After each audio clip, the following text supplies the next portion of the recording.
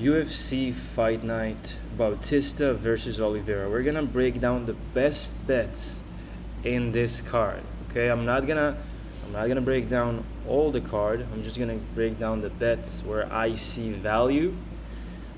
Before I do that, let's talk about last card. So I ended up profitable, but I could have made much more just by avoiding betting on Finney. I didn't even watch the fight because I was sleeping, but from what I understood, he looked like a fraud. He injured his leg as well, but the guy got like zero striking, so it is what it is. We're gonna learn from it and move on. So let's talk about the fights that I like. The first fight that I like is a women's fight. Although I do my best to avoid women's fight, I do think that there's value here, and Bruna Brazil is like a bread and butter fighter. Now, this is a fight that's gonna stay on the feet. Both of them are strikers, and I give Bruna Brazil the edge. I think she's the better striker. If you compare the two, I think that Bruna Brazil can definitely outstrike Ketlin Souza. She's with the Fighting Nerds. She has been looking good in her entire career, other than fights where she wasn't the better fighter, like Kong Wang, like Luma, like Denise Gomes, but those are really high level fighters. I do believe that she's gonna be able to win against a girl like Ketlin Souza, she's a good striker. I'll give her that, but she has a lot of holes in her games. She lost to Pierre Rodriguez. She lost to Angela Hill. Both of those fights were pretty close, but I think Bruna Brazil will just be better here. I think she can get the unanimous decision win, and I like her for the value we can get on her right now. It's almost even odds. Bruna Brazil is the favorite. Is the last time I've looked. So, yeah, give me Brazil to get the job done. Next fight I really like is Daniil Donchenko and Alex Morono. So you probably know who I'm gonna go here. I'm gonna go with Donchenko. Alex Morono is an aging fighter. So I love this strategy. You have the young up and comer against the aging veteran. Now, from what I've seen from Daniil, he's very aggressive, and he's a striker. He likes to strike, and honestly, Alex Morono likes to strike as well. Like he's a very good jiu-jitsu guy. He has a nasty guillotine, but he's more of a defensive jiu-jitsu grappler. He's not an offensive jiu-jitsu grappler. So he's gonna use his jiu-jitsu if you're gonna try and take him down, but he'll lean on his striking when he's in a fight.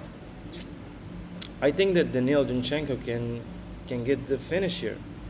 I really do. He's very, very aggressive. He got good power in his hands. We saw that Morono got knocked out in the first round against Carlos Leal. I do think it's gonna happen here as well. Will it happen in the first round? I don't know.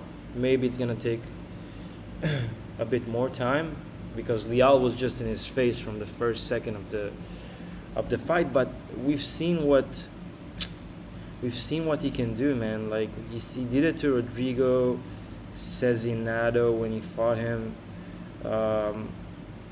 and I think he can do the same here. I think he can finish Morono. Morono is not as durable as he was. Like the chin goes as you age, and I think that Donchenko is gonna get the win, probably by knockout. Next fight we got Dustin Jacoby and Julius Walker. I like Jacoby here. When you look at the two, Jacoby is a far better striker, far better striker, and his takedown defense is really good, elite, I would say. Now Walker, he is a low to mid striker, with all due respect, but he's a good wrestler. He's a hustler. He's gonna keep trying to take you down again. I don't think he's gonna be able to take Jacoby down. And if you look at his last fight, he got rocked by Cerqueira, and he went to a decision with Cerqueira. Nobody goes to a decision with Cerqueira in the UFC. Everybody knocks him out in the first round. I think that Jacoby will be able to take Julius Walker out of there. I think Jacoby can get the knockout and keep the fight standing. So give me Jacoby to get the job done. Another fight I like is Farid Basharat and John Matsumoto. Now, I'm quite torn, so I'd love to hear your guys' opinion. We've seen John Matsumoto having problems with wrestlers, right? Now, Farid Basharat is an elite wrestler, and he has really good control. Now, John Matsumoto is dangerous, has very dangerous striking, has a dangerous guillotine, and he can get up. But what I've seen in his last fight against Miles Jones, I don't know, I didn't like his performance. He was taken down a couple of times against Miles Jones. And although he won, you can argue that Miles Jones won that fight.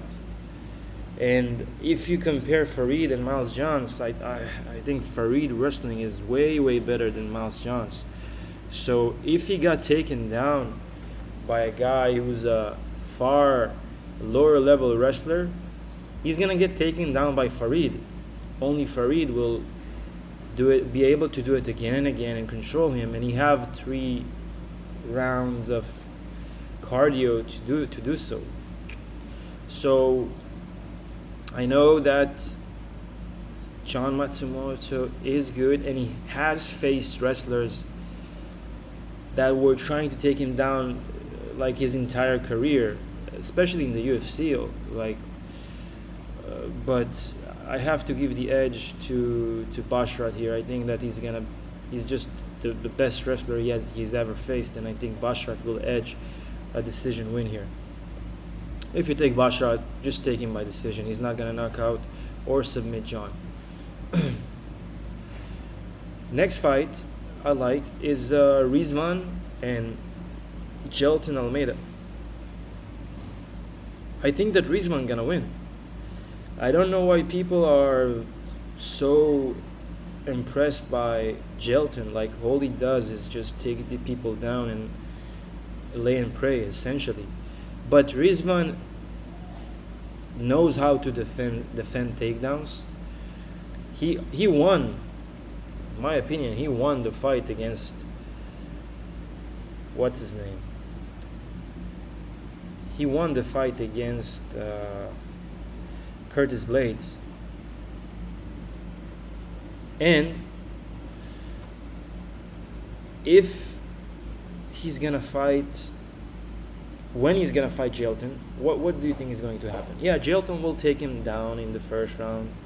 He will control him probably in the first round. But we saw that Jelton can gas when he's being met by resistance, and he's gonna be met by resistance. Rizvan has enough of tape study to see what Jelton is gonna do, and I think he's gonna get the knockout. I really do. I think that Rizvan by knockout is very live here, especially in the later rounds, maybe second or third round. So give me a Rizvan to get the job done. I like him here. And the last fight I like is this one. Give me Kyoji to get the job done, probably by I want to say he can get the finish, but Albazi was never finished, but he was close to getting finished when he fight aging Moreno. I think that Kyoji can just outstrike Albazi, and Albazi had like nasty injuries. I'm not talking about like regular injuries. I'm talking about injuries that could have left him paralyzed. Now think about that. Think that a doctor told you were like a hit away from being paralyzed in your last fight. What kind of Like, what do you do at this point? Like, how can you fight? You're thinking about every time you're getting hit, you're like, fuck. It's and he had the same problem when he fought Morono. That's why I think he was so shy. Like, he looked like shit against Brandon Moreno. So I have to take Kyoji here. Kyoji looked phenomenal when he fought in his last fight, when he fought the Dagestani. I think he's gonna do it again. Can he get the finish? I don't know. Maybe. I think he can get a knockout. I think he get a TKO, or Albazi is just gonna circle around the entire time. It's 3 rounds, so I can see Albazi edging a decision here. I mean, like, surviving up to a decision win by Kyoji, but I like Kyoji to get the job done. That's it, guys. Those are the best bets. I'm not gonna break the entire card just because this is where I feel I have an edge. This is where I see value. So yeah, if you enjoyed this video, make sure you like and comment and subscribe. And I want you to argue with me. I want you to tell me why I'm wrong. Maybe maybe you're seeing something I don't see. So comment and tell me what it is, and we can have a good conversation about that. Anyway, that's it, guys. I'll see you in the next one.